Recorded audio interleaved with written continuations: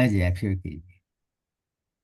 नमो अरहन्ताणं नमो सिद्धाणं नमो आयर्याणं नमो उवध्यायाणं नमो लोये सौवसाहुणम्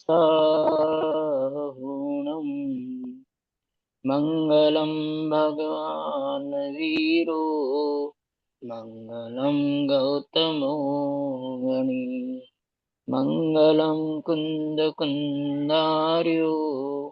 जैनधर्मोऽस्तु मङ्गलम् सर्वमङ्गलमाङ्गल्यं सर्वकल्याणकारकं प्रदानं सर्वधर्माणां जैनं जयतु शासनं जैनं जयतु शासनं जैनं जयतु नमकीन टाइप हो रही क्या शासनम् करूं। वन्दे तु सौवसिद्धे ध्रुवमचलमणोऽमङ्गदिं पते ओच्छामि समयपावुर नमो सुदकेवली वनिदम् नमः समयसाराय सानुभूत्या चकासते चित्स्वभावाय भावाय सर्वभावान्तरच्छिदे अनन्तधर्मणस्तत्त्वं पश्यन्ति प्रत्यगात्मनः अनेकान्तमयी मूर्तिर्नित्यमेव प्रकाशताम् निस्संग है जो आयुसम निर्लेप है आकाश से निज आत्म में ही विहरता जीवन न पर की आस से जिनके निकट सिंहादि पशु भी भूल जाते क्रूरता उन दिव्य गुरु की अहो कैसी अलौकिक शूरता त्रिकालवर्ती सर्व पंच परमेष्टि भगवंतों की जय हो। त्रिकालवर्ती सर्व अकृत्रिम कृत्रिम चैत्य चैत्यालयों की जय हो। त्रिकालवर्तिनी नित्य बोधिनी द्वादशांगमयी जिनवाणी माता की जय हो। त्रिकालवर्ती तीन कम नौ करोड़ मुनिराजों की जय हो। परम उपकारी श्री सदगुरुदेव की जय। जय हो। 36 नंबर का बोल है हाँ जी। और इस बोल में सामान्य के चिंतन के लिए कहा गया। बराबर है हाँ जी। कि सामान्य के चिंतन के लिए कहा है। दूसरी तरफ विचार करे बोल ऐसा है ना कि एक लो सामान्य नु चिंत। हाँ जी। तो इसमें क्या नहीं कहा उसका विचार करते, जैसे स्वामी जी की शैली है उस शैली में क्या नहीं कहा, विशेष का चिंतन नहीं करना। तो प्रश्न ये है कि विशेष का ज्ञान भी नहीं करना, कि विशेष का ज्ञान करना लेकिन ज्ञान में अटकना नहीं। सामान्य का चिंतन ज्ञान भी करना, चिंतन भी करना, गोलन भी करना, निर्णय भी करना और अनुभव भी करना। विशेष को तो केवल ज्ञान करके बाहर छोड़ देना। बात समझ में आ गई। हाँ जैसे जी। ये शादी ब्याह होते हैं ना, शादी में हाँ जी। तो बाराती बाराती जाते हैं तो सारी क्रियाएं दूल्हे के साथ होती हैं। बारातियों को तो भोजन और वो लिफाफा जो देना है, गिफ्ट देना है, वो दे देते, पर उनको कह देते कि भाई तुम्हारा काम तो इतना ही है, तुम आए हो भोजन करो और यहाँ शादी में आए हो मजे करो, साक्षी बनो और चले जाओ। जो वहाँ बारात में आते हैं लोग, उनको दे देते ना गिफ्ट। जो भी पद्धत है, लेकिन सारे जो कार्य है वो सारे कार्य होते हैं दूल्हे के साथ। ऐसे ही जब धर्म के मार्ग में प्रवेश करते हैं तो कहते हैं ज्ञान तो चारों अनुयुगों का कर लो, ज्ञान विशेष का भी कर लो, नव तत्व को जाने बिना। ऐसा उदाहरण देते ना कि गेहूं के साथ और भी चीजें होती है। तो गेहूं से और आटा बनाना है तो गेहूं को साफ करते हैं, धोते हैं। तो जो गेहूं को साफ करते हैं, धोते हैं, तो गेहूं के साथ जो और कचरा है उसका भी ज्ञान करते हैं कि नहीं? है ना, कि ये गेहूं नहीं है, ये ज्ञान करके उनको अलग हटा देते हैं। ऐसे ही विशेष को ये मैं नहीं हूं इतना कह करके उसको हटाना है। उसको ज्ञान में भी नहीं रखना, ज्ञान करके हटाना है। एकमात्र सामान्य का चिंतन के लिए यहाँ कहा गया है। मोक्ष का मार्ग इससे होता है। दुनिया तो बहुत बाहर बाहर की चीजों में उलझी हुई है, खाने में, पीने में, सफाई में, इधर में उधर में, बस बाहर की चीजों में दुनिया उलझी पड़ी है। यहाँ धर्म के मार्ग पर तो एकमात्र सामान्य के चिंतन पर जोर है। जो शास्त्र स्वाध्याय भी करता है उसका भी यहाँ निषेध है कि एकमात्र सामान्य का चिंतन।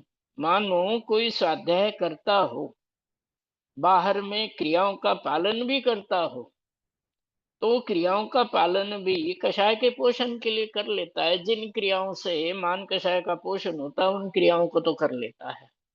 और जिन क्रियाओं से मान, जैसे उदाहरण के लिए पंडिताई, क्या है ये पंडिताई भी विशेष है, और पंडिताई को अपने साथ जोड़ के इसलिए रखना चाहता है क्योंकि इससे मान कषाय का पोषण होता है। लोक व्यवहार में यह जीव केवल कषाय के पोषण के लिए कार्य करता है। लोक व्यवहार में यह जीव, चाहे वो धर्म का मार्ग हो, उस मार्ग में भी अच्छा गाता हो तो मैं बहुत अच्छा गायक हूँ, भजन गाता हूँ, ये करता हूँ, वो करता हूँ, पूजन करेगा, प्रतिष्ठाचार्य बन जाएगा, ये सारे मान कषाय के पोषण के। धर्म के मार्ग पर भी जब तक मान कषाय का पोषण होता है, प्रवचन आदि करता है, प्रतिष्ठा आदि करता है, भजन आदि गाता है। लेकिन जहां मान कषाय का पोषण नहीं होता है तो ये तो धर्म मार्ग की बात है। जो धर्म से तो बहुत दूर है, जिनको तो विषय कषाय भोगों के अलावा कोई दूसरा सूझता ही नहीं, उनकी तो बात ही नहीं। यहाँ बहुत काम की बात, गहरी बात और पारिभाषिक प्रैक्टिकल होने वाली बात बताई कि एकलू सामान्यनु चिंतन गोलन ने निर्णयनो प्रयत्न होय तेनु नाम ऊंडा संस्कार छे। तो जिसके द्वारा एकमात्र सामान्य चैतन्य पदार्थ का चिंतन मनन गोलन किया जाता है, उसके लिए जो प्रयत्न किया जाता है उसका नाम ऊंचा संस्कार है। अब अपने से ही शुरू करना चाहिए। उदाहरण कि मैं अपने से शुरू करता हूं कि मैं पंडित, शास्त्री, आचार्य, ऐसे जो उपाधियां हैं लोक व्यवहार की दुनिया की, है ना, और इस पंडिताई के लिए, विद्वत्ता के लिए स्वाध्याय करना, इसी विद्वत्ता के पोषण के लिए प्रवचन करना, शैली बनाना, लोगों को समझाना, ये जितना भी है वो सब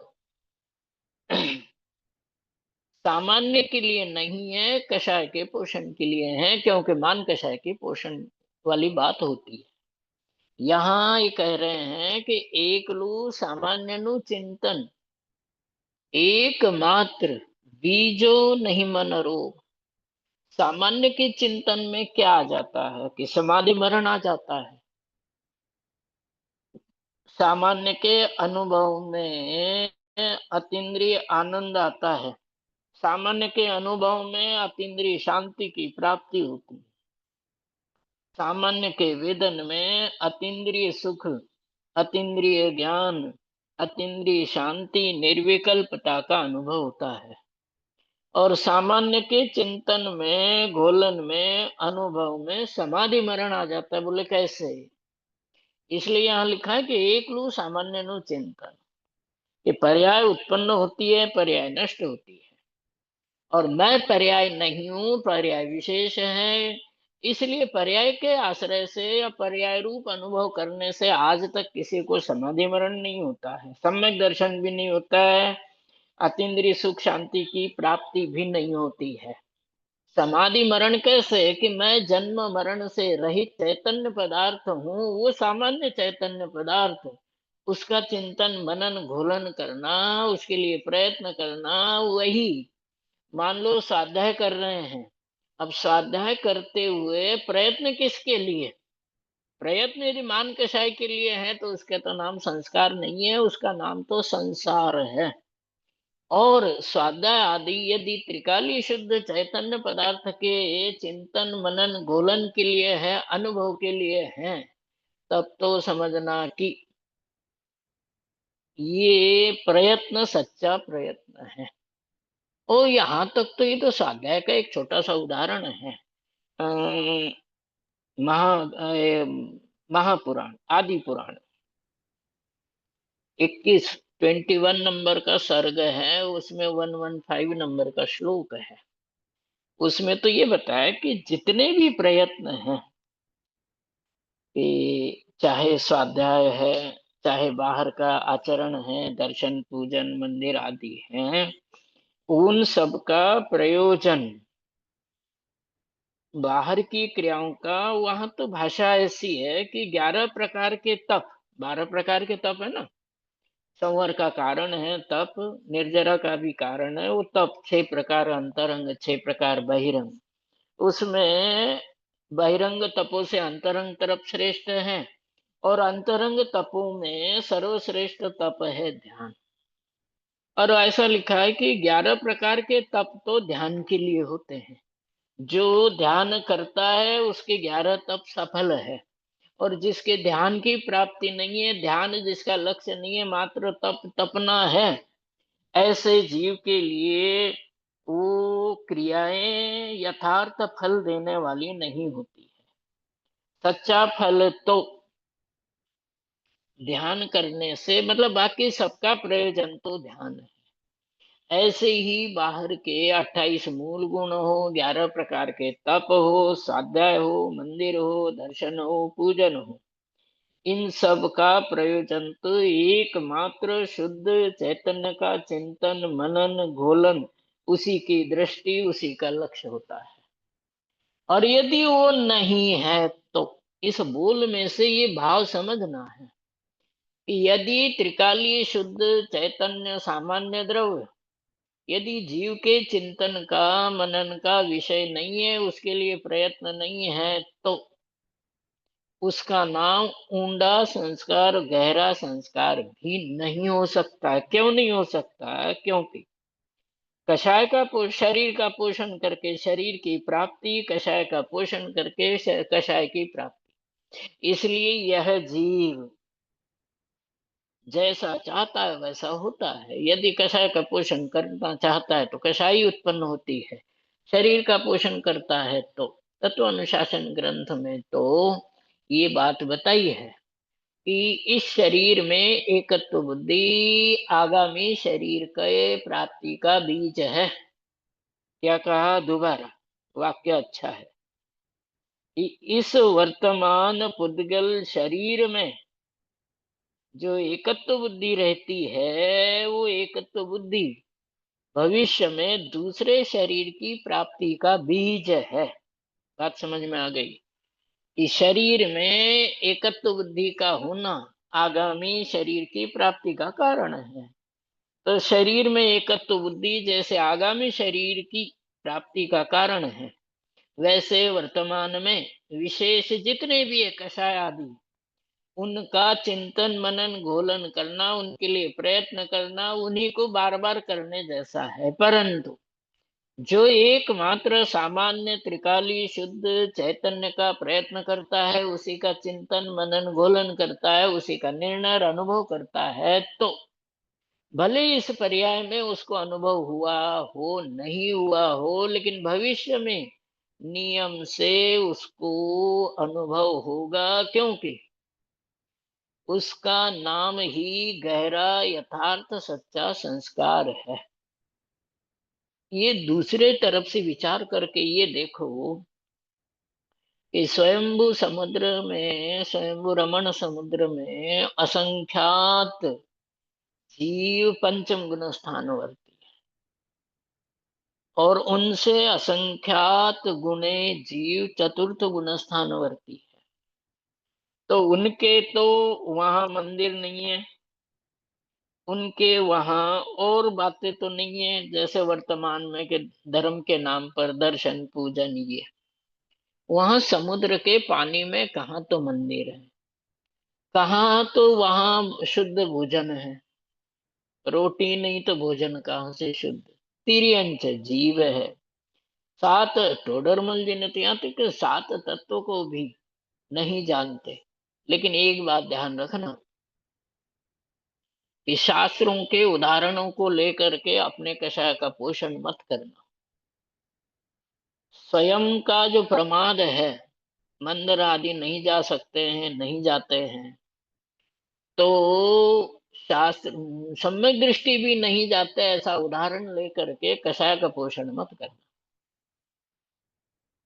यहाँ सामान्य की चिंतन की मुख्यता से बात समझना।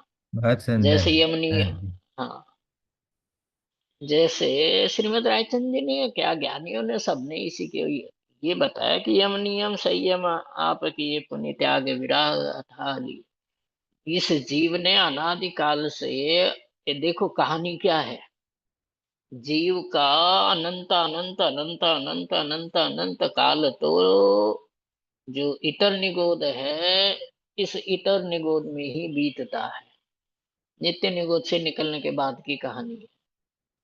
एकेंद्रीय पर्याय में ये जीव ज्यादातर समय बिताता है, या इसका समय बीतता है। कुछ समय के लिए ये त्रस पर्याय प्राप्त होते हैं, जिसमें दो इंद्रिय तीन इंद्रिय, और उसमें भी मनुष्य पर्याय।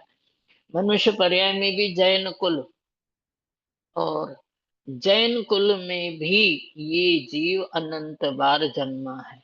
अनंत बार अन्य मनुष्य बना, तब एक बार जैन मनुष्य बना। अनंत अनंत बार जैन मनुष्य बना, तब जाकर के एक बार इसको व्यवहार मार्ग की प्राप्ति हुई।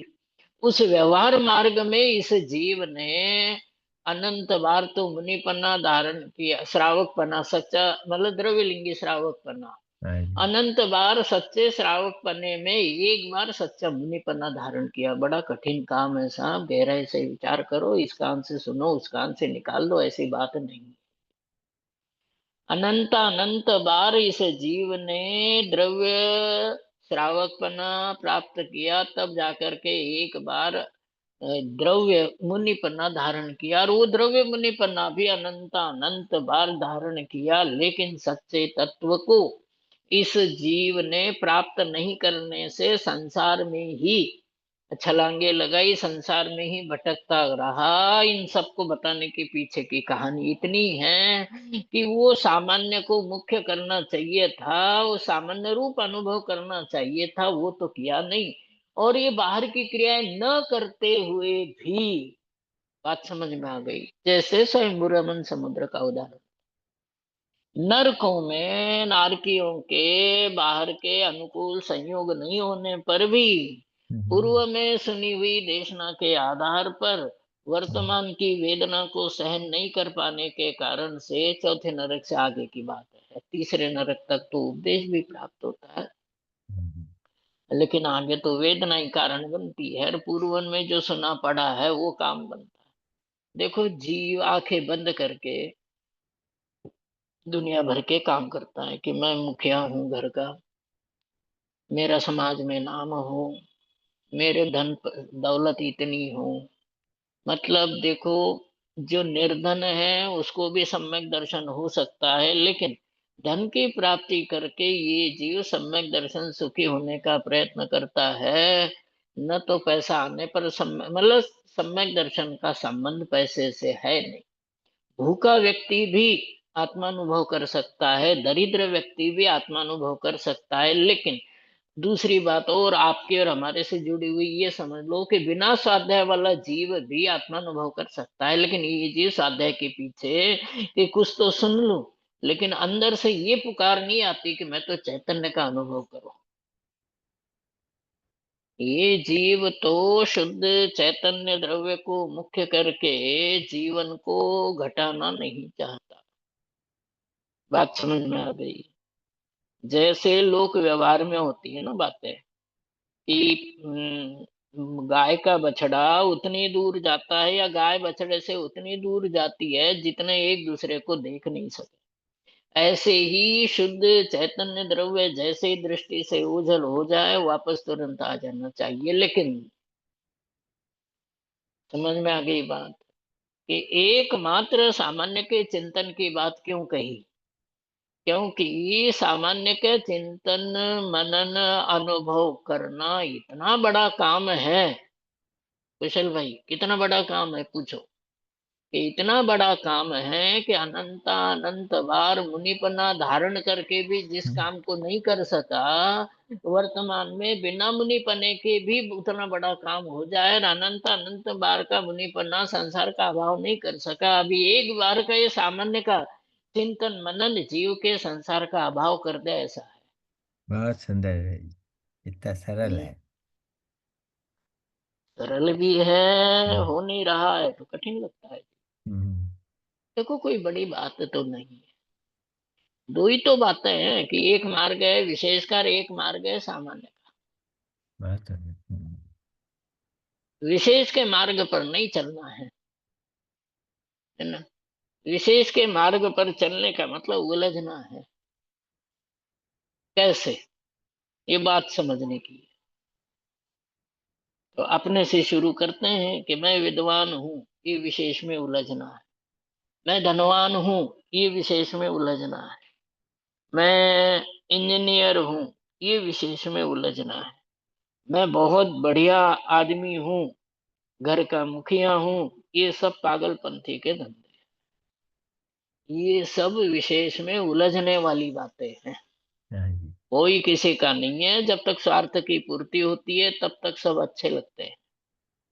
जब स्वार्थ की पूर्ति न हो तो बुरे लगने में एक सेकंड नहीं बिल्कुल बिल्कुल। लगे। जब तक चाहे बेटा हो, चाहे बेटी हो, चाहे माँ हो, चाहे बाप हो, चाहे भाई हो, चाहे बहन, सारे संसार की धुरी तो स्वार्थ है। स्वार्थ की पूर्ति होती है तो आदमी अच्छा है, स्वार्थ की पूर्ति नहीं होती है तो अच्छा नहीं है। तो ये सब व्यर्थ की बातें हैं कि मैं ऐसा हूं, ये ऐसा हूं। कुल मिलाकर के उपदेश तो इतना ही है आचार्य का। संक्षेप में वाली बात है इस बोल में हाँ जी। कि सामान्य को ऊर्ध्व रख करके अपने आप को उस रूप अनुभव करना, ये वास्तव में गहरा संस्कार है। और उससे क्या होता है कि परिणति में हम्म, सामान्य की अधिकता रहती है ना? बोल सामने, हम्म, सामान्य की अधिकता रहती है। तो सामान्य की अधिकता का मतलब क्या? एक कुशल भाई दोबारा, हाँ जी। कि कोई आपसे ये कहे कि एक तरफ मोक्ष है एक तरफ सामान्य है, तो किसको पसंद करोगे? आपको वरदान दिया किसी ने सामान्य। कि भाई, सामान्य को। हाँ, मैं मोक्ष मैं मोक्ष तो तुम्हारे एक साथ, समय के पर्याय है। तो सामान्य को पकड़ लूंगा। तो मैं आपको दोनों दे देता हूँ। ऐसा कोई वरदान देने वाला कहे कि सामान्य भी हम्म, देता हूँ और मोक्ष भी देता हूँ, तो किसको ग्रहण करो? तो कहने का मतलब, परिणति में सामान्य की अधिकता का मतलब क्या है? कि यदि कोई मोक्ष देने के लिए आए तो भी, भैया मुझे मोक्ष नहीं चाहिए, मुझे तो अपना सामान्य चैतन्य ही चाहिए। समझ में आ गई बात? हम्म, कि इसका सामान्य की अधिकता रहती है का मतलब क्या है? कि नव तत्व गतत्वेपि पिछली बार बताया था, यदेकत्वम न मुंचति। अच्छा, अधिकता रहती है कैसे? कि 14 नंबर की 15 नंबर की गाथा, जो जितने नव तत्व है, जीव अजीव आश्रव बंध संवर निर्जरा मोक्ष पुण्य और पाप, ये जो नव तत्व है, ये नव तत्व मुझे छूते नहीं हैं। ये बात कब? ये सामान्य की अधिकता होती है तब। मुझे मोक्ष भी नहीं चाहिए, मेरा सामान्य चैतन्य तत्व सदाकाल मुक्त स्वरूप है, ऐसी अधिकता उसके पाई जाती है। इस पंक्ति में या इस बोल में सारांश इतना ही है। देखो, शब्द तो छोटे हैं। श्री के वचनामृत के बारे में स्वामी जी कहते थे ना कि शब्द तो भाषा तो हादी है, बहुत सरल भाषा है, लेकिन भाव ऊंडा ऊंचा गहरा है। वो बात बहुत छोटी है, लेकिन बात उतनी ही कीमती है ना। ये लोक व्यवहार का उदाहरण देना गलत हो जाता है। फिर भी सुमेरु पर्वत जितना सोना आपको मिल जाए और एक तरफ सामान्य मिल जाए तो किसको ग्रहण करेंगे? कि उस सोने के मिलने में तो आकुलता भरी पड़ी है, वो विशेष है। मैं त्रिकाल शुद्ध चैतन्य सामान्य पदार्थ हूँ। तो सामान्य की अधिकता का क्या मतलब? कि पर्याय में जन्म मरण होता है, मैं जन्म मरण से रहित हूँ। तो समाधि मरण इसी का नाम है। शरीर रहे तो रहे, जाए तो जाए। तो कहने का अभिप्राय केवल इतना है कि सामान्य की अधिकता होती है तो जीवन बदल जाता है, मरण भी समाधि मरण कहलाता है। और शास्त्र ज्ञान 11 अंग तक का ज्ञान करके भी जीव मिथ्या दृष्टि रह जाता है, क्योंकि 11 अंग के ज्ञान का जो क्षोभशम है, उस क्षोभशम जिसे यहाँ बोल की भाषा में विशेष कहते हैं, उस विशेष में रस लेने से 11 अंग का पाठी भी, 11 अंग का ज्ञाता भी मिथ्या दृष्टि रह जाता है। और एक सामान्य के चिंतन में, सामान्य के वेदन में, सामान्य के श्रद्धान में डूबा हुआ जीव कोई कहे कि पंडित जी बहुत अच्छा बोलते हो, बोलो। भैया, इसमें रस लेने वाली बात है। अब कोई अच्छा कहता है तो पुण्य का उदय है, बुरा कहता है तो ये भी पाप का उदय है। अच्छा होना वस्तु का वैसा होना जरूरी नहीं है, उदय का वैसा होना जरूरी है। समझ में आ गया? दोबारा कि मैं सही हूं क्या गलत हूं ये जरूरी नहीं है। पुण्य का उदय हो तो गलत होते हुए भी आदमी को लोग बहुत अच्छा कह देंगे, और पाप का उदय हो तो सही होने पर भी आदमी व्यक्ति गलत कहलाता है। तो कहने का अभिप्राय केवल इतना है कि वस्तु का होना अलग बात है, उसकी प्रसिद्धि अप्रसिद्धि, मान अपमान होना ये अलग बात है। इसलिए लोक व्यवहार का चिंतन मनन तो करना ही नहीं चाहिए। कोई आप लड़ते झगड़ते रहोगे क्या? कि साहब मैं तो चोर हूं ही नहीं, मैंने इसकी हत्या की नहीं, तो मैं चोर नहीं, मैंने इसकी हत्या नहीं की है। किससे कहोगे? कि तुम्हारे पाप का उदय आया तो चोर नहीं होते हुए भी चोर हो, हत्यारे नहीं होते हुए भी हत्यारे हो, और पुण्य का उदय हो तो हत्यारे होते हुए भी तुम निर्दोष हो। तो लोक व्यवहार को कर्म के भरोसे छोड़ करके सामान्य के चिंतन में जीव को लग जाना चाहिए। बात समझ में आ गई? ये इतना प्रिय लगता है बोल मुझे कि कितनी बड़ी बात इसमें कह दी है। अरुण जी, एक, हाँ जी, प्रश्न पूछ सकता हूँ? क्यों नहीं पूछ सकते सर? हाँ, नहीं तो यहाँ पे जो संस्कार की बात है, तो हाँ यदि जी। संस्कार की बात है तो ज्यादातर हम लोगों की जो अनुभूति नहीं हुई उनकी मुख्यता से है ना? हम्म। अच्छा, तो ऐसा है तो आप जब पहले समझा रहे थे कि हम्म। 11 तपों का फल तभी है जब ध्यान में लगे, हम्म। और तो वो अभी तक तो या तो द्रव्य लिंगी मिथ्या दृष्टि है, उसकी बात अपन कर रहे हो, तो हम्म। तो 11 तपों का व्यवहार स्वरूप जो भी उसको निश्चय के साथ नहीं है, इसलिए कह रहा हूं, तो उसको हम्म, ध्यान में बैठता है, पर निश्चय ध्यान हम्म, तो हुआ नहीं है। हम्म। तो उसको भी इसमें ले सकते हैं कैसे?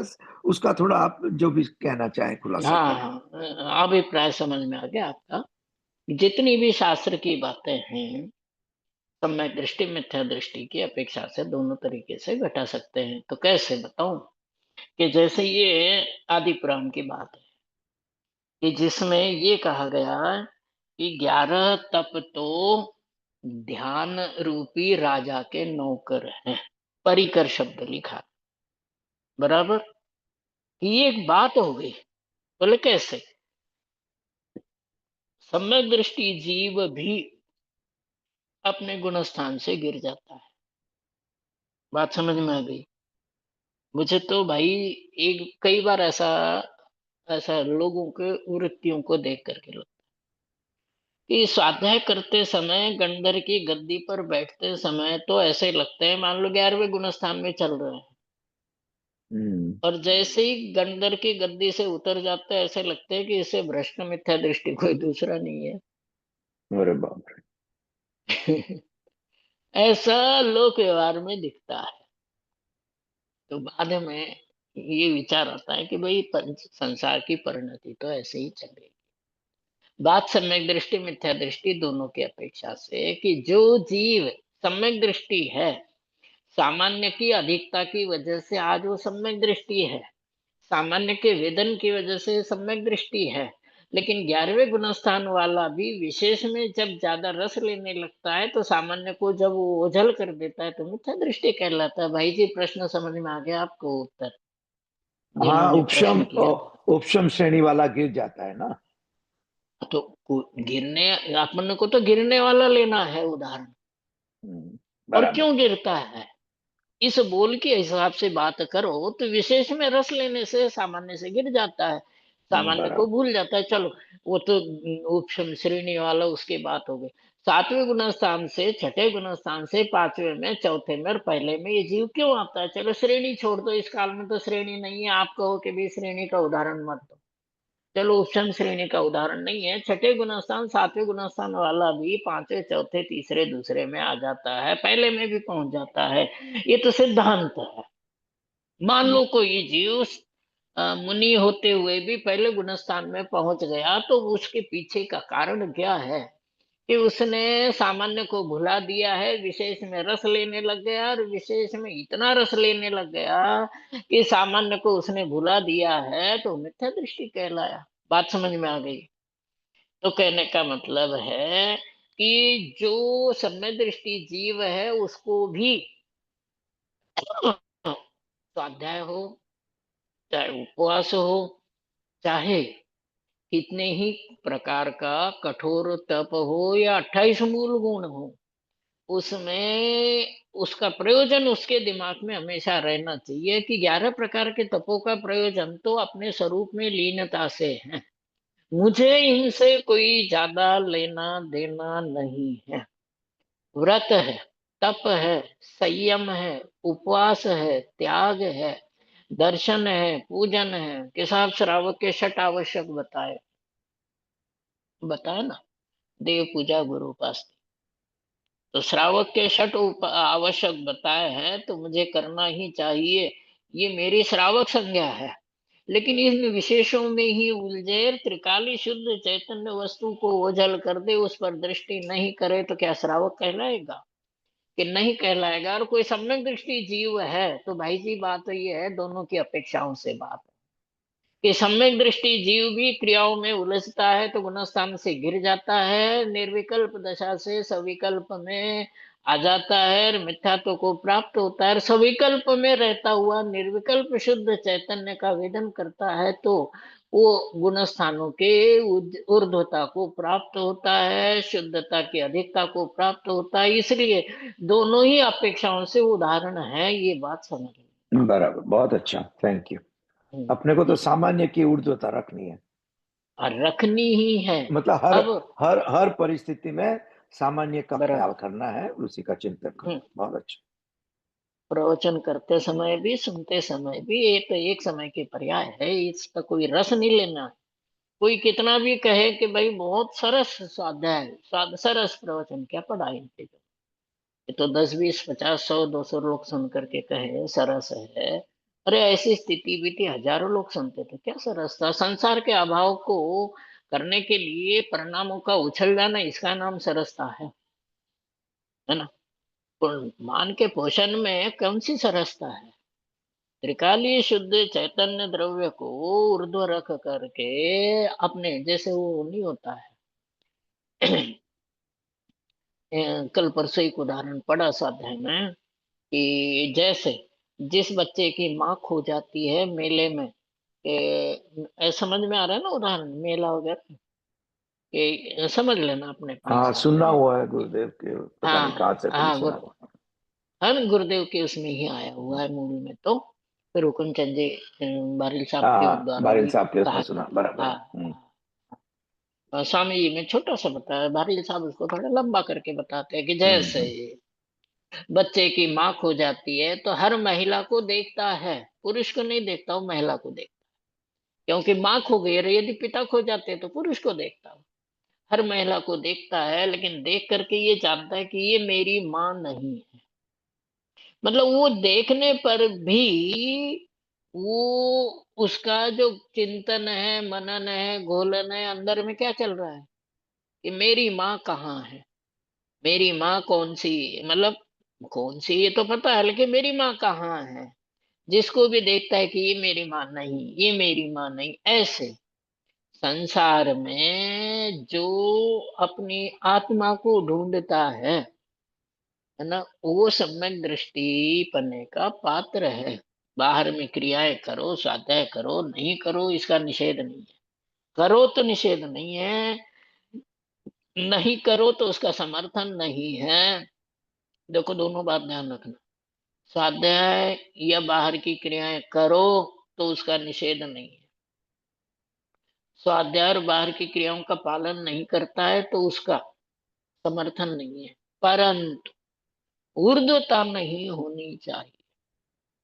अरे आपको सारी दुनिया भगवान भी कह दे, मैंने ध्यान के बारे में चर्चा चल रही है अभी दिमाग में, तो विपश्यना और ये वो पढ़ रहा सुन रहा हूँ, और ये बताया भाई जी, विपश्यना जो है ये 46 देशों में, जेलों में, इधर उधर कितनी जगह पढ़ाई जाती है, मन इसलिए सिखाई जाती है।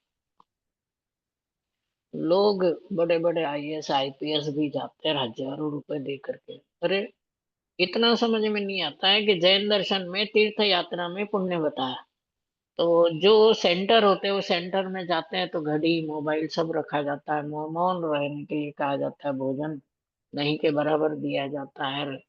अब इतनी क्रियाएं करने पर तो संकल्प विकल्प अपने आप ही कम हो जाते हैं, शांति हो जाती है। विधि क्या है तो बहुत गलत, मतलब विधि कोई सही नहीं है, लोगों को अनुभव होता है, कुछ आकुलता कम हो जाती है, लेकिन सच्चा ध्यान नहीं है। श्वासों को आते हुए जाते हुए देखो, और फिर ऐसे ऐसे उदाहरण देते हैं कि जैसे कोई विचार आ गया, उस पर आपने ध्यान नहीं दिया तो नष्ट हो गया। ऐसे ही शरीर के दुखों पर ध्यान नहीं दोगे तो नष्ट हो जाएंगे। अरे असत्ता का उदय रहेगा तब तक तो वो रहेंगे कि नहीं रहेंगे। कुल मिला करके सच्ची बात तो वहां भी नहीं है, भले ही वो बात प्रसिद्ध होती जा रही है। जैन दर्शन एकमात्र सच्चा दर्शन है। अपाय विचय नाम का धर्म ध्यान है। अपाय विचय नाम के धर्म ध्यान में यही बताया, ये तो बाहर के स्थूल अपेक्षा से बता रहा हूँ कि 363 मत सच्चे नहीं है, एकमात्र जैन मत ही, 363 है ना अन्य मत जो मारीची ने चलाए थे, वो सही नहीं है। एकमात्र जैन मत ही सच्चा है, बाकी के मत सच्चे नहीं है। और जैन मत में भी स्वाध्याय और बाहर की व्रत त्याग संयम तप में भी एकमात्र शुद्ध सामान्य चैतन्य का चिंतन मनन ही सत्य मार्ग है, परम मार्ग है, उत्कृष्ट मार्ग है। बाकी तो स्वाध्याय भी कुमार्ग है, व्रत उपवास भी कुमार्ग है, विषय भोगों की तो यहाँ बात है। अरुण जी, आपने अभी वो विपश्यना का उदाहरण दिया था ना, तो उसमें जी। जो जो टेम्परेरी शांति होती है, मंद कषाय हो जाती है, और मंद जी। कषाय को वो आत्म प्राप्ति मान लेते हैं, ये भूल रही ना हाँ। मिथ्यात्व की। अरे शाम बहुत सुनी मैंने, पूरे 10 दिन को सुन रहा हूँ, अच्छा क्योंकि ध्यान के ऊपर लिख रहा हूँ मैं भाई जी। अच्छा अच्छा। पर नहीं, आपके किरीट भाई अपने के कई जैन लोग भी जाते हैं, इसलिए मैं खूब मेरे, जाते हैं। हाँ, हम्म, नहीं, प्रभा भी गई पढ़े थी लिखे। अभी, उसको 30 साल हो गए, पर हम्म, हम्म, और वो मतलब, पर मेरा पूछने का पर्पज ये था कि वो मंद हम्म, कषाय, उसी को आत्म प्राप्ति मान लेना, ये मिथ्या तो हुआ ना। उस समय जो वो भी। टेम्पररी शांति होती है, उसमें आत्म हम्म, प्राप्ति नहीं हुई है, पर वो मान लेता है मेरा हम्म, काम हो गया। हम्म। ये तो वो क्या है कि ध्यान के बारे में मेरे गहराई से सुना मैंने, लोग अट्रैक्ट क्यों होते हैं वो भी पता चला। और अपने भी एक जैन भाई थे, वो जा गए थे बॉम्बे, जयपुर से, उनके साथ उनके दोस्त थे आईपीएस वगैरह, और वहां जाकर के अरे वैसे ही शांति का अनुभव तो त्रिकालीय शुद्ध सामान्य को ऊर्ध्व रखो तो उससे भी कई गुना असंख्यात गुणी शांति तो यही अनुभव में आ जाए, बशर्ते सामान्य को ऊर्ध्व तो करो। बात समझ में आ गई। वो तो क्या है कि इसलिए भी सुना, और विपश्यना के अलावा बहुत सारे ध्यान के सुन भी रहा हूँ। आपके किरीट भाई है ना, किरीट भाई, उनकी गोसलिया। भावनाएं छपाने के, हाँ गोसालिया, वो कह हम्म। रहे पंडित जी आपकी ध्यान की किताब हम छपाए।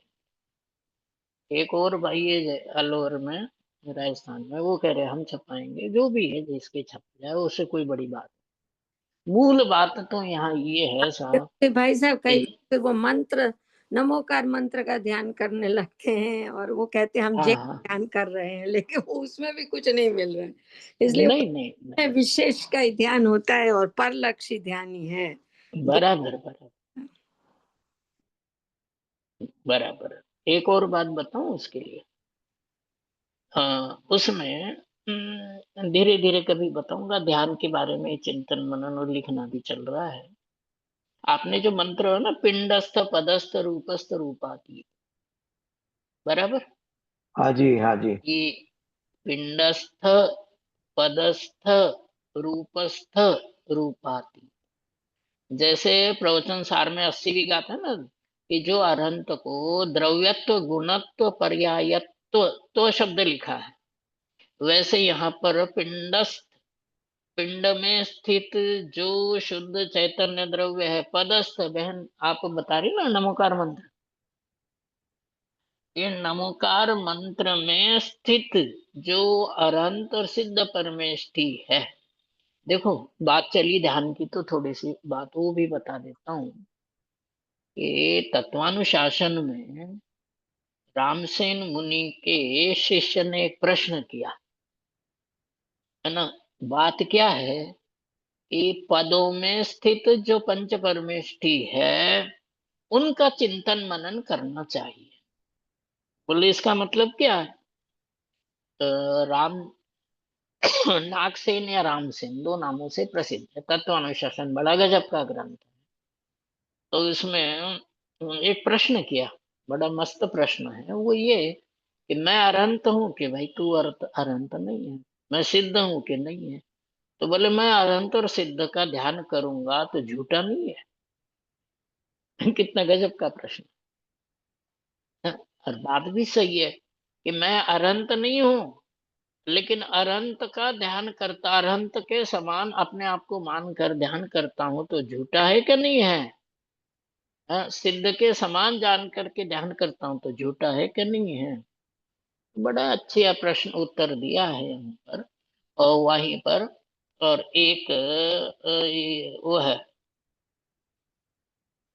समंत भद्राचार्य का ग्रंथ है, इसमें ये बताया कि भगवान तो वीतरागी होते हैं, न देते हैं न लेते हैं, फिर भी जो उनकी भक्ति करता है उसको पुण्य की प्राप्ति होती है, और जो नहीं करता उसको पाप की प्राप्ति होती है। ऐसा ही प्रश्न तत्वानुशासन में किया कि अरहंत नहीं होने पर भी अरंत जानकर ध्यान करूंगा तो झूठा है क्या नहीं है। तो बोले अंतरंग स्वरूप देखो तो तुम्हारा जो स्वरूप है कर्म रहित है कि कर्म सहित है। रत्नगंज श्रावकाचार में विपाक विचय ध्यान में ये बात लिखी है। पेज है 367। उसमें ये बात बताई है कि अपने शुद्ध चैतन्य, यहाँ की मूल की भाषा में कहे कि सामान्य चैतन्य को कर्म रहित अनुभव करना, यही विपाक विचय नाम का धर्म ध्यान है। वो जो बहन ने प्रश्न बताया वो पिंड पदस्थ ध्यान की बात है। और विपाक विचय ध्यान में कि जब ये विचार किया जाता है कि अनंत परमात्मा कैसे है कि चार घातीय कर्म से रहित है, वैसे मैं भी घाती कर्मों से रहित हूँ। आघाती कर्म का उदय शरीर पर होता है। अपने आप को घाती कर्मों से रहित अनुभव करना ही पदस्थ अरहंत परमेष्ठी का ध्यान है। थोड़ी बहुत बात हाँ, पकड़ में आ गई। वो बहुत अच्छा है ना भाई साहब। वो अपन प्रतिक्रमण में भी बोलते हैं ना, चौथी योगसार की चौथी गाथा, ये पांचों पद तेरे अंदर ही हैं, तो तू तेरे बराबर। सामने का ध्यान कर। लेकिन वो हम्म जिसको ध्यान में नहीं आता, तो ये सब दूसरे दूसरे ध्यान बहुत प्रचलित हो गए हैं ना बाहर, तो जैन भी करने वहाँ लगते हैं। मंत्र, कई लोग मंत्र दे देते हैं, कोई माला दे देते हैं, कोई ये हम्म, विपश्यना में चले जाते हैं। क्योंकि ये बहुत, जैसे आपने पहले इतनी देर समझाया ना, सामान्य को समझना और उसका ध्यान कर पाना, ये तो प्रभु हम्म। ये अद्भुत बात है। अद्भुत बात वही है, सहज है, लेकिन अपन ने अनादि से किया नहीं, इसलिए अपने को थोड़ी दुर्लभ आप हुई है। छोड़ना, लेकिन भले ही अनादि से नहीं किया, लेकिन आप नहीं छोड़ना, हाँ, अब अपने करना है। अब करना तो करें। हाँ, देखो देखो, काल निकृष्ट है। हीन पुण्य वाले जीव जन्म लेते हैं और हीन संस्कार वाले भी जन्म लेते हैं। सामान्य का संस्कार किसी का नहीं है साहब, यहाँ तो बात समझ में आ गई। सामान्य का संस्कार नहीं है किसी के। रत्नगंज श्रावकाचार में छठे अध्याय में लिखा है कि यहाँ कोई सम्यक दृष्टि जन्म नहीं लेता, साथी से पुण्य वाला जन्म नहीं लेता, और उत्तर उत्तर हीन काल आता जा रहा है। और ऐसे में हीन पना केवल शरीर की दृष्टि से ही नहीं है, मार्ग की दृष्टि से भी हीनता है। सरल मार्ग कोई बता दे कि हम तुमको ध्यान कराते, भैया ध्यान की विधि तो सीखी जा सकती है। बहन एक बात और रह गई थी वो बताने की, कि शास्त्रों में पिंडस्थ पदस्थ रूपस्थ रूपातीत अमित गति नाम के आचार्य हुए, उन्होंने एक श्रावकाचार ग्रंथ लिखा।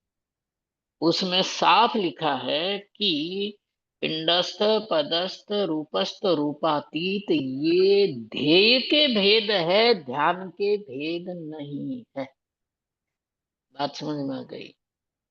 पिंडस्थ पदस्थ रूपस्थ रूपातीत ये ध्येय के भेद है, ध्यान के भेद नहीं है। अमित गति श्रावकाचार में श्लोक याद नहीं है, 15वां परिच्छेद है, अध्याय परिच्छेद, परिच्छेद नाम से वहां दिया है 15 नंबर का। ये ध्येय के भेद है, ध्यान के भेद नहीं।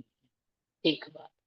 दूसरा, जो पिंडस्थ पदस्थ रूपस्थ रूपातीत ये ध्यान के भेद नहीं है, मन को एकाग्र अर्थात ध्यान के अभ्यास के लिए बताई हुई विधियां हैं। ध्यान तो है नहीं, ध्येय है। दूसरा, ध्यान भी किस तरीके से कहे जाते हैं वो अलग बात है। तो ये ध्येय के भेद है, ध्यान के भेद नहीं है। दूसरी बात ये कि ये जो ध्येय के मान कषाय का पोषण नहीं करना, इसमें लोग वाक्य है स्वाध्याय प्रवचन करके भी मान कषाय का पोषण करते हैं। मान कषाय के लिए स्वाध्याय करना, धनादि के लोभ से मैं लोगों में बड़ा कहलाऊं इसलिए स्वाध्याय करना। अरे मूल मार्ग को पकड़ करके आगे बढ़ने के लिए प्रयत्न करना चाहिए। ध्यान की कक्षाएं लेंगे। मुझे तो सबसे बड़ी बात यहीं से शुरू में लगती है कि केवल स्वाध्याय मान कषाय के पोषण के लिए पंडित बन जाना, ज्यादातर 99.9% ऐसे ही दिखाई देते हैं। अपना स्वाध्याय हो तो बहुत बढ़िया तरीके से करना है। अपना यदि स्वाध्याय है तो ये अपेक्षा रहती है कि सब ध्यान से सुने। तो खुद सुने कि नहीं सुने ये अलग बात है। समझ में आ गई? कि यहाँ बहुत ऊंची, मतलब सबसे ऊंची बात बता रहे हैं कि एकमात्र सामान्य का चिंतन, मनन, घोलन और निर्णय, इनके लिए जो प्रयत्न होता है, उस प्रयत्न का नाम ऊंचा संस्कार। उसका नाम ऊंचा संस्कार किसका? कि नव तत्व से पार कहो या नर तत्व के साथ कहो या नव तत्व में रहता हुआ भी जो नव तत्व रूप नहीं होता है, इसलिए नव तत्व से पार कहलाता है, ऐसा जो सामान्य चैतन्य द्रव्य है, उस सामान्य चैतन्य द्रव्य का निरंतर चिंतन, मनन, घोलन, बहन आपने बताया ना अभी कि लोग इसमें फंस जाते, उसमें फंस जाते, लोगों की चिंता नहीं करना मूल मंत्र है।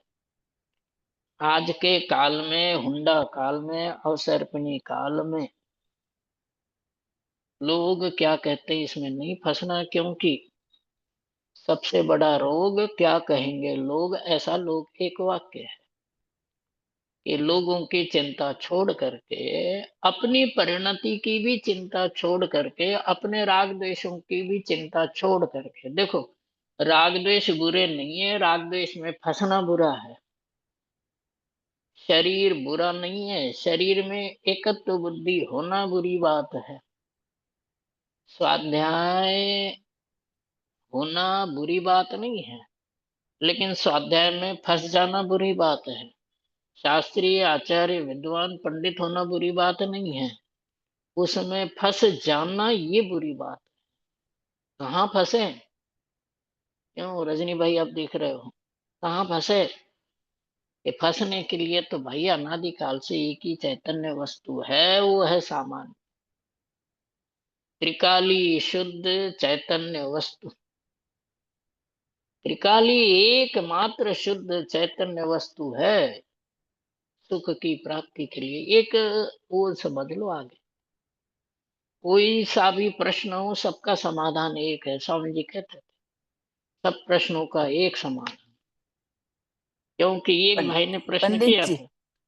हाँ जी, तो इसका मतलब है तुम जितने भी उसमें रहो, बराबर, समझ में आ गया।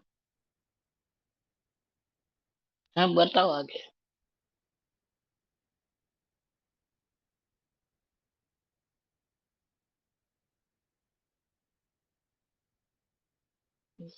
सुनाई नहीं दे रहा।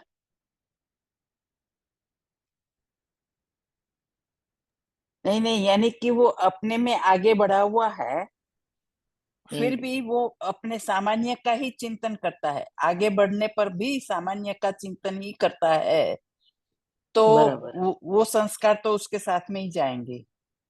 बराबर। और जो सामान्य को प्राप्त नहीं हुआ बहन, उसमें भी स्वामी जी के यहाँ प्रश्न किए थे ना कि हाँ जी, जैसे कोई भी प्रश्न करो तो स्वामी जी कहते हैं कि भाई शुद्ध चैतन्य का आश्रय लेना ही ये शुभ क्रियाएं हैं। प्रतिक्रमण हो चाहे कुछ भी हो, और समय जी, सार में भी और नियम सार में, दोनों जगह। तो जो विषय प्रश्न स्वाध्याय में आता था तो शंका समाधान में वही विषय आता था, तो लोग करते थे कि भाई हर बात का जवाब यही है। तो वही कहना है मुझे यहाँ पर कि सुख चाहिए, जी, शांति चाहिए तो सामान्य को नहीं छोड़ना। मेरा सुख सामान्य में है, मेरा सुख सामान्य के अनुभव में है, मेरी शांति भी सामान्य के अनुभव में है। ऐसा उस सामान्य को ध्यान करने के लिए, उसका चिंतन मनन करने के लिए जो प्रयत्न होता है, उस प्रयत्न का नाम सच्चा प्रयत्न है।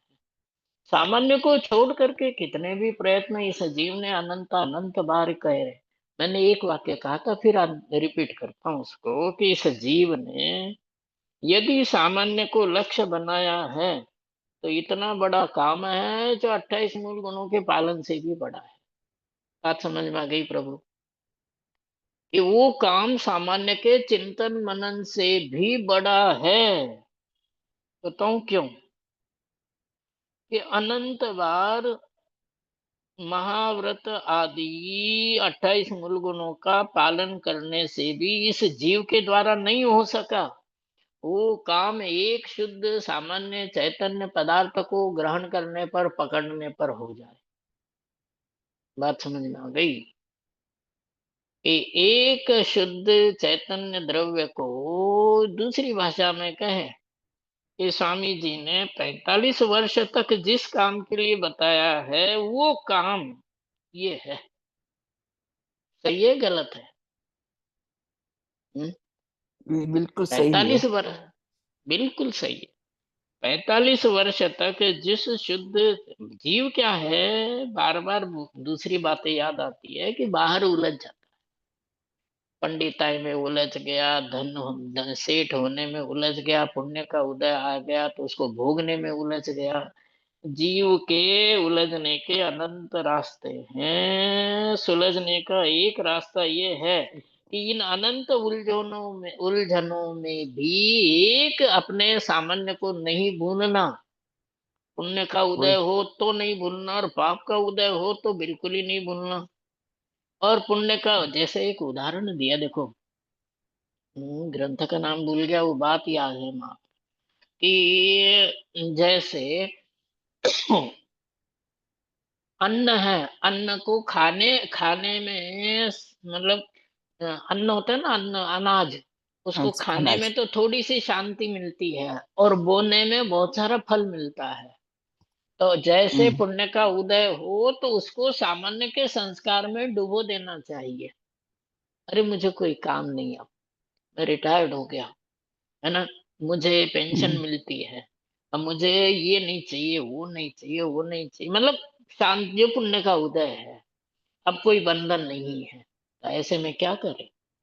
एकमात्र जो पुण्य का उदय है उसको शुद्ध चैतन्य के भोग में लगाने में, उसके श्रद्धान में लगाने में प्रयत्न करे तो उसका नाम सच्चा प्रयत्न है।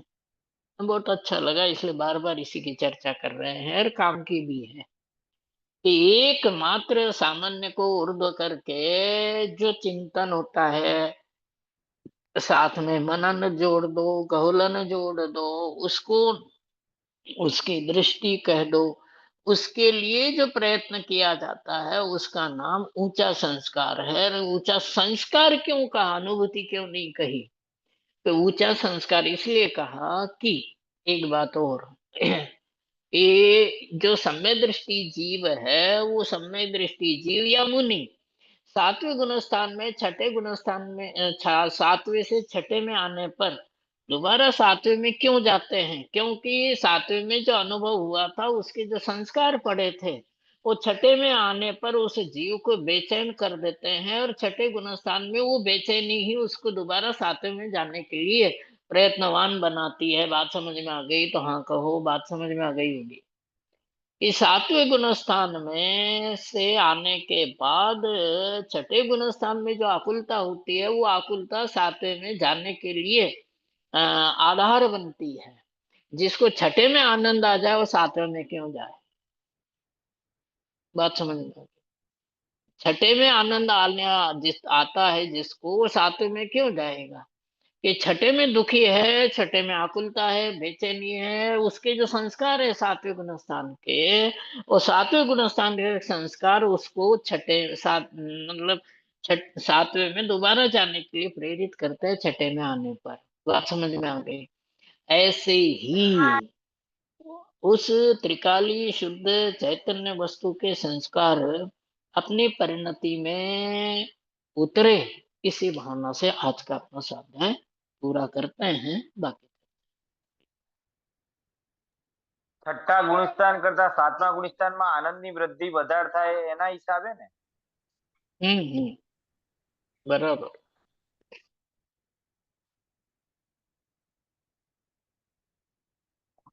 पंडित जी इसीलिए तो इसी एनालॉजी के अनुसार सातवें का जिसको अनुभव हो गया वो तो छठे को तो उसमें दुख ही लगेगा।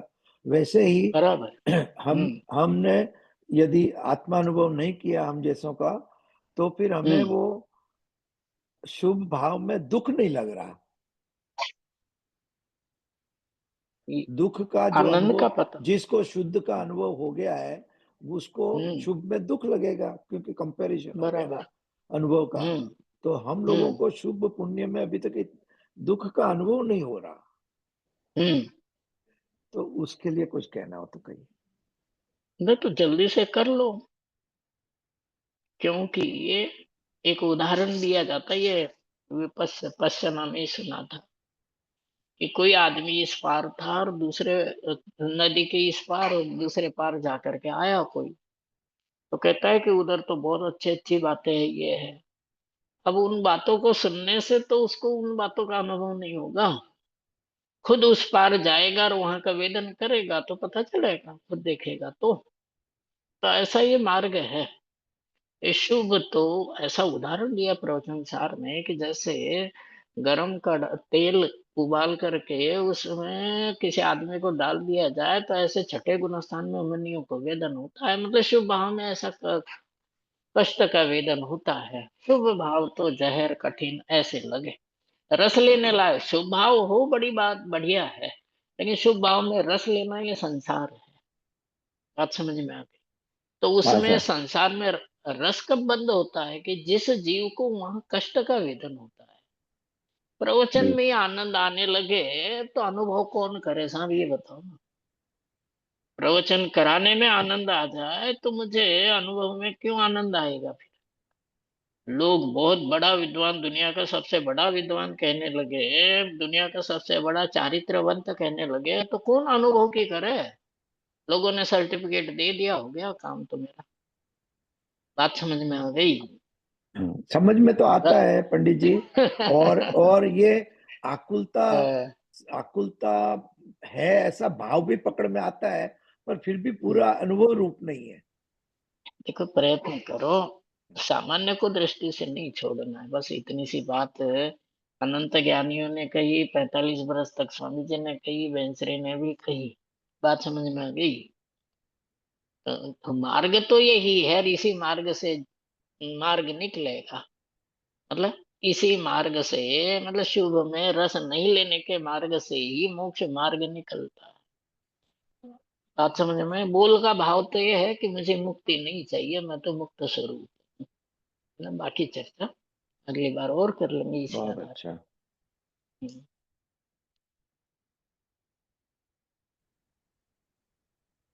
बहुत सुंदर रमन जी। हम्म।